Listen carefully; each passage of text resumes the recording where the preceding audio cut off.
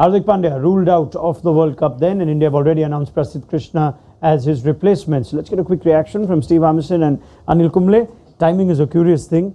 Had this news or this chat been had just after the Bangladesh game, we would have thought what a big blow for India. And while it still is a big blow, the way they've played makes you wonder this team is still strong. So what are your thoughts on the replacement being Prasidh Krishna, Anil, and how much will India miss Hardik Pandya? Oh, it's a massive loss for India because Hardik Pandya, the all-rounder at number 6 with the bat and also with the ball. The sixth bowler is always going to be a challenge. Yes, India hasn't had the opportunity to look at that sixth option because of the kind of bowling attack that, force change of Shami coming in and doing so well.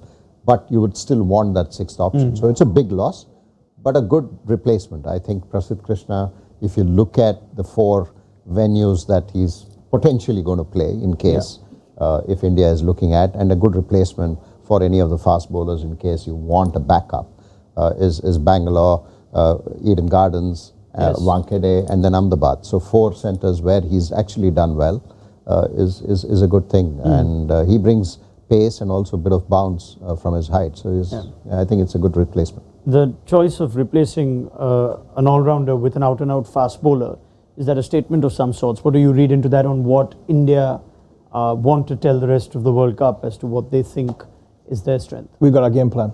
We're simple as that. We've got our game plan. We've got 3 big quicks. We've got 2 very, very good spin bowlers, and we've got 6 batters that know and own their responsibility. Our batters bat, our bowlers bowl. My only concern, and there's no really like-for-like replacement for Hardik Pandya, which is very, very difficult to replace, is that India's bowling attack hasn't been put under a huge amount of pressure where they've had to turn to their 6th bowler, and that potentially could come semi-final, final. So that will be the challenge of Rohit Sharma and how he manages that, as well as the rest of the bowling unit. But what it tells me is picking Krishna is that we have got 3 big quicks, and if one of them quicks comes out, we want a quick to go in, and we want to hit whoever we play with 3 quicks and 2 spin bowlers who are bowling very, very well. I mean, even though Prasidh was named in the reserves, Anil, it's not like there are too many players that have Pandya's skill set. It wouldn't have made any sense to go to a player, even if it is a Shivam Dubey or an Akshar Patel, who we now believe is injured again, even though he started resuming some cricket.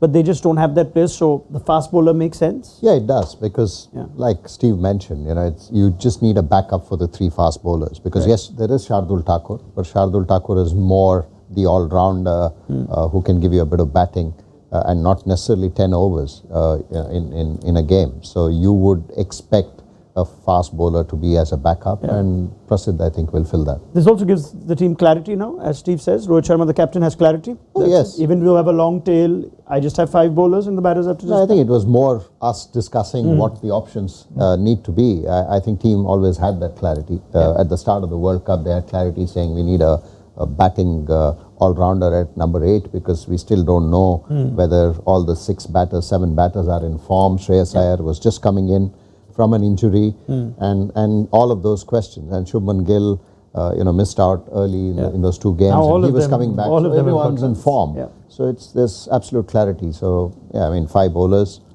6 batters. Thank you very much for your time, Steve, Anil. Thank you.